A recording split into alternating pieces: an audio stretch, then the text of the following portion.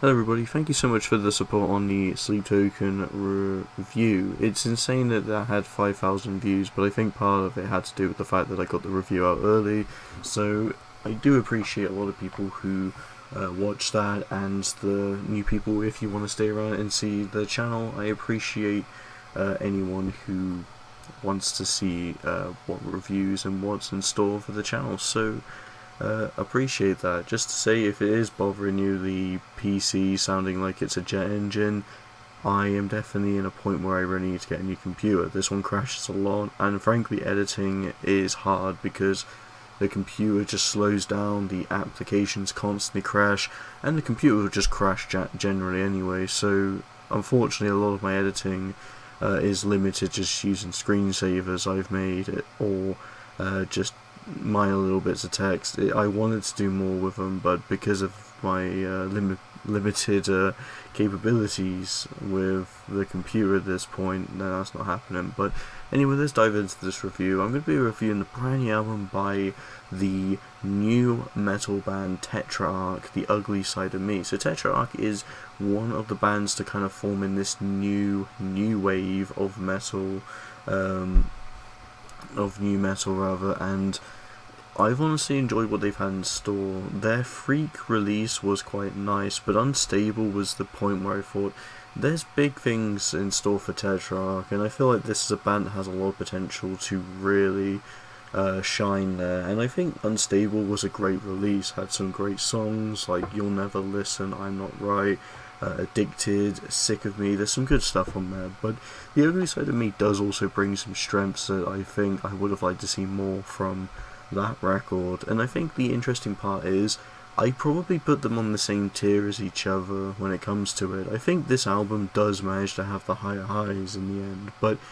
the main reason I probably put the same tier is because it has got some relatively slightly weaker stuff that brings it down a bit. I quite like the variety we get on here. It definitely has this kind of eerie aesthetic. It feels like they're taking inspiration from bands like Korn and just kind of winging it into this more modernized sound of theirs, while also pushing past just the fact that, you know, you could be like Chaosium and have pretty much Korn as your main sound. So it's nice that Tetrarch are using it as a template to really branch new ideas off, and it's quite nice. I think the opening track's a great start for the record, as it does reel you in straight away to the meat of the record. You got some good singles there like Never Again, Parasite, and Not Fantasize to follow it, and these were fun singles, ones that definitely had a lot of potential. Although I'm not as big on them as the singles off of the last record, they were still pretty good. I think the album started to get better around the midway point. The only thing I've got was really a huge step up, as I like the melody, the refrain, and the guitars were pretty nice to hear. And when we got to Cruel, I kind of set in stone consider that the best track on the album, and probably my favourite song from the band. I just like the dark aesthetic to it. I think the guitars are insane, and I also think the overall chorus on this one just sounds really good. I think after this point it does dip a bit. Headspace and The Ugly Side of Me is two of the weaker stuff. It just kind of feels rinse and repeat, just standard Tetrarch, and it doesn't really put in some of their best ideas either. I'm not saying that being standard or just playing a little safe in your sound's a bad idea, but I just think there isn't really much in these songs for me, whereas a lot of the more creative juices flow throughout the middle of the track or the record, and I generally think, just other than these two, I think everything else has been pretty good consistently. So I think it's only just the last two things that doesn't really appeal to me, but the fact that there's still a lot of good songs on here does give me an impression that, like Unstable, it's pretty good. It's still a fun release.